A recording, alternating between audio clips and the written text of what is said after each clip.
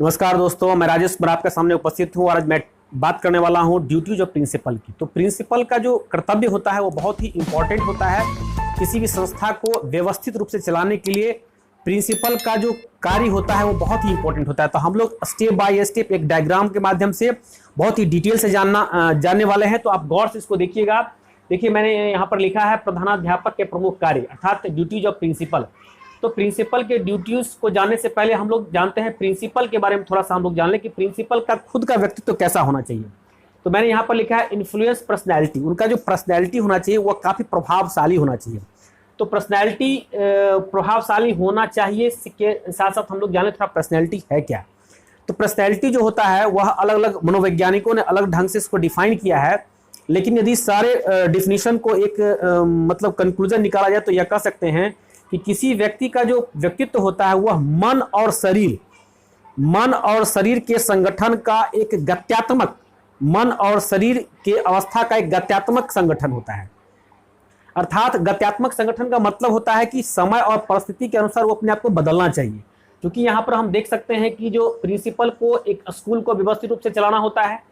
यहाँ पर मैंने लिखा है टीचर, यहाँ सोसाइटी, स्टूडेंट और डिपार्टमेंट, ये पांच के साथ उसको जो है सो एक सामंजस्य बनाना होता है। इसीलिए उनका जो व्यक्तित्व होना चाहिए वह स्थिति परिस्थिति के अनुसार बदलने वाला होना चाहिए। तो इन्फ्लुएंस पर्सनैलिटी होना चाहिए, एक मोटिवेटर होना चाहिए। क्योंकि वो जो जिन पांचों के साथ वो जुड़ते हैं, जूझते हैं, तो एक उनके अंदर जो है सो ऐसी एबिलिटी होना चाहिए कि सामने वाले को मोटिवेट कर सके, उसको ऊर्जावान कर सके, अपने ओज से, अपने बातों से उनको इस ढंग से जो है सो उनके अंदर स्फूर्ति उत्पन्न करना चाहिए जिससे कि उनका काम व्यवस्थित रूप से हो सके। फिर मैंने लिखा है कि सुपरवाइजर, चूंकि उनको पूरी जितनी भी चीज़ें होती है, मैं अभी चर्चा करने वाला हूँ स्टेप बाय स्टेप, उस पर एक निगरानी उनकी आंखें उन सारी बिंदुओं पर होनी चाहिए कि कहाँ पर क्या कमी है, कहाँ पर क्या गड़बड़ी है। तो ये तो बातें मैंने बताया, 3 बातें प्रिंसिपल के बारे में कि इन्फ्लुएंस पर्सनैलिटी होना चाहिए, उनको एक मोटिवेटर होना चाहिए और उनके अंदर सुपरविजन की एबिलिटी भी होना चाहिए। ऐसा नहीं कि क्लास में गए, ऑफिस में गए, चैम्बर में गए, बस बैठ गए और बस अपने फाइल में ही लगे हुए हैं। उनकी नज़रें सारी व्यवस्था के साथ जो है सो जुड़ा होना चाहिए। तो सबसे इंपॉर्टेंट चीज़ है कि जो प्रिंसिपल होते हैं वर्क करते हैं स्कूल में, तो स्कूल में इनकी क्या जिम्मेवारी होती है, इनकी क्या दायित्व होता है, यहाँ पर देखते हैं। तो यहाँ पर पहला मैंने लिखा है इंफ्रास्ट्रक्चर की व्यवस्था करना। स्कूल में बेंच, डेस्क, पानी की व्यवस्था होना है या नहीं, शौचालय की व्यवस्था है या नहीं, इन सारी व्यवस्था को जो है सो यह रखना, साफ सफाई कैंपस में है कि नहीं, इनकी व्यवस्था भी करना, इनकी निगरानी करना भी प्रिंसिपल का काम होता है। लेबोरेटरी की क्या स्थिति है, लेबोरेटरी का उपयोग हो पा रहा है कि नहीं, विद्यार्थी लेबोरेटरी का लाभ ले पा रहे हैं कि नहीं, तो इसकी निगरानी करना भी प्रिंसिपल का काम है। लाइब्रेरी की स्थिति क्या है, नए नए किताबों का खरीदारी हो रहा है कि नहीं, पुराने किताब विद्यार्थी पढ़ रहे हैं कि नहीं पढ़ रहे हैं, एक्सचेंज हो रहा है कि नहीं। साथ साथ कंप्यूटर लैब यदि जिस विद्यालय में है तो कंप्यूटर लैब की स्थिति क्या है, बच्चे उसको क्या उसके लाभ उठा पा रहे हैं। कॉमन रूम भी की व्यवस्था करना जरूरी होता है, क्योंकि बॉयज एंड गर्ल्स हर ढंग के विद्यार्थी होते हैं। तो खास करके गर्ल्स के लिए कॉमन रूम की व्यवस्था भी प्रिंसिपल का कर्तव्य बनता है। यदि विद्यालय में हॉस्टल की व्यवस्था है तो हॉस्टल का भी सुपरविजन करना प्रिंसिपल का कर्तव्य होता है। और हर तरह की व्यवस्था करना प्रिंसिपल का कर्तव्य होता है। प्लेग्राउंड यदि है तो प्लेग्राउंड को व्यवस्थित करना, गार्डन है तो गार्डन का व्यवस्थित करना, मतलब पूरा इंफ्रास्ट्रक्चर में लगभग बहुत सारी बातें आती हैं। तो ये सारी व्यवस्था करना जो है सो प्रिंसिपल का कर्तव्य होता है। यदि वह व्यवस्था करेंगे तभी उसको व्यवस्थित करेंगे, पहले व्यवस्था करेंगे फिर व्यवस्थित करेंगे। तो ये काम हो गया स्कूल से संबंधित। अब हम बात करते हैं, चूंकि स्कूल सिर्फ इंफ्रास्ट्रक्चर से और व्यवस्था से नहीं होती है, उसको व्यवस्थित करने के लिए, संचालन करने के लिए सबसे इंपॉर्टेंट होता है टीचर में सबसे पहला चीज होना चाहिए कि उनको अपने विषय वस्तु पे ज्ञान होना चाहिए। और इसके लिए प्रिंसिपल को बराबर देखना चाहिए कि जो टीचर क्लास में जा रहे हैं उनको अपने विषय वस्तु पे कितनी पकड़ है, और टीचर में यदि किसी तरह की कमी है तो उस कमी को दूर करने का प्रयास करना चाहिए, उनको मोटिवेट करना चाहिए यदि कोई कमी है तो, है ना। और फिर यह ध्यान रखना चाहिए कि टीचर पंक्चुअल है कि नहीं, समय पे आ रहे हैं कि नहीं, क्योंकि लेट लतीफी भी एक बहुत बड़ी समस्या है।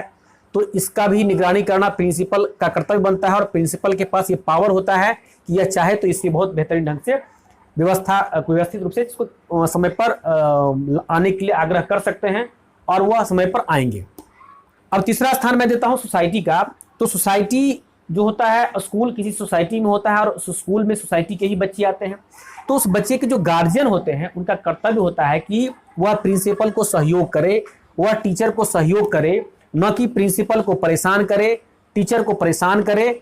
और उनका उद्देश्य सिर्फ और सिर्फ होना चाहिए कि हमारे बच्चे को सही ढंग से शिक्षा मिल सके, और इस पर मुख्य रूप से इनका फोकस होना चाहिए।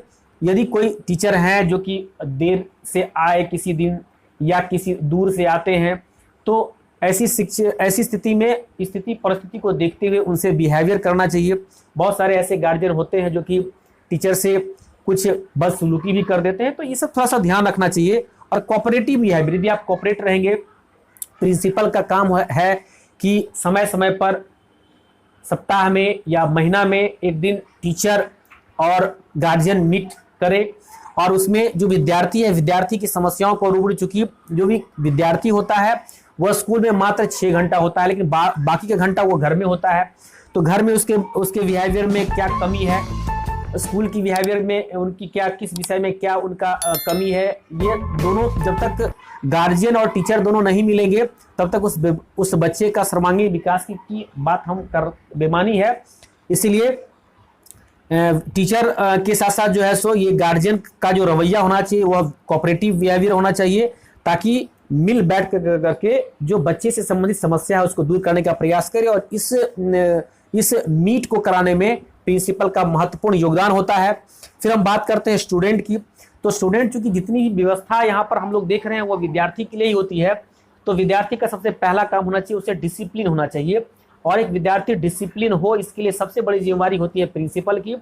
प्रिंसिपल अपने रूल्स के आधार पर अपने नियमों को इस ढंग से कर सकते हैं, इस तरह से वह नियम को लागू कर सकते हैं जिससे कि विद्यार्थी डिसिप्लिन हो। और सिलेबस का ध्यान रखना पड़ेगा। यह प्रिंसिपल का कर्तव्य बनता है कि किस क्लास में किस का सिलेबस कितना खत्म हुआ है, कितना बाकी है और कितने समय में इसको खत्म करना है, इसका भी देखरेख जो है सो प्रिंसिपल के द्वारा होना चाहिए। और शिक्षक को समय समय पर उनके सिलेबस को बेहतर ढंग से खत्म करने के लिए उनको मोटिवेट करना चाहिए। फिर प्रिंसिपल का कर्तव्य बनता है कि समय समय पर कंपटीशन का आयोजन करना चाहिए, चाहे ऐसे कंपटीशन हो गया, चाहे स्पीच कंपटीशन हो गया, चाहे म्यूजिक कंपटीशन हो गया, या किसी भी तरह का कंपटीशन हो गया, रेस कंपटीशन हो गया, ताकि बच्चों के अंदर जो अंतर्निहित क्वालिटी है वह बाहर आ सके, वह निखर सके। तो इसलिए समय समय पर कंपटीशन का भी आयोजन प्रिंसिपल को करना चाहिए। और फिर यहाँ पर मैंने लिखा है एक्स्ट्रा करिकुलम के अंतर्गत भी बहुत सारी ऐसी बातें होती है जो करिकुलम के अलावा होती है, जिससे कि बच्चे के अंदर की जो गुण होती है, जो छुपा हुआ गुण होता है, वह भी बाहर आ सके। तो इसका भी आयोजन करना जो है सो एक प्रिंसिपल का कर्तव्य बनता है। तो विद्यार्थी के सर्वांगीण विकास के लिए जो है सो इस तरह से जो है सो प्रिंसिपल, शिक्षक और गार्जियन, जब तक कि यह तीनों का सहयोग नहीं होगा तब तक हम लोग बच्चे का सर्वांगीण विकास नहीं कर सकते हैं। जहाँ तक स्कूल की बात है, स्कूल में सारी व्यवस्था है, लेकिन यदि कोऑपरेशन यदि तीनों का हम लोग नहीं लेते हैं, प्रिंसिपल, टीचर और गार्जियन का, तब तक बच्चे का, चूंकि मेन फोकस तो हमको है कि बच्चा का सर्वांगीण विकास होना चाहिए।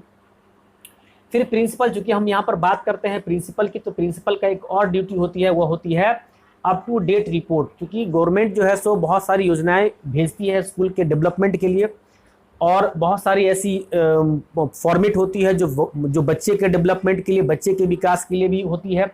तो वह भी अप टू डेट रिपोर्ट होना चाहिए। लेट लतीफ़ी करने से जो है सो यह एक अच्छे प्रिंसिपल का गुण नहीं कहा जा सकता है। फिर मैंने यहाँ पर लिखा है utilisation certificate of government money. Government यदि कोई पैसा भेजती है किसी स्कूल के विकास के लिए, तो उसका जो यूटिलाइजेशन सर्टिफिकेट है वो भी समय पर जमा होना चाहिए। तो इस तरह से हम कह सकते हैं कि किसी भी प्रिंसिपल का जो कर्तव्य होता है वह स्कूल में हर तरह के इंफ्रास्ट्रक्चर प्लस स्कूल के अंदर की जो जितनी भी क्रियाकलाप है उसको व्यवस्थित रूप से चलाना, और इस व्यवस्थित रूप से चलाने में महत्वपूर्ण योगदान टीचर का होता है। टीचर का सहयोग लेना प्रिंसिपल का कर्तव्य होता है। समय समय पर टीचर और गार्जियन का मीट होना, टीचर और पेरेंट्स मीटिंग होना, और इसमें इन तीनों के सहयोग से जो है सो स्टूडेंट का हम सर्वांगीण विकास कर सकते हैं। तो इस तरह से हमने देखा प्रिंसिपल का क्या कर्तव्य होता है, इन्हीं शब्दों के साथ अपनी बातों को मैं समाप्त करता हूं। धन्यवाद।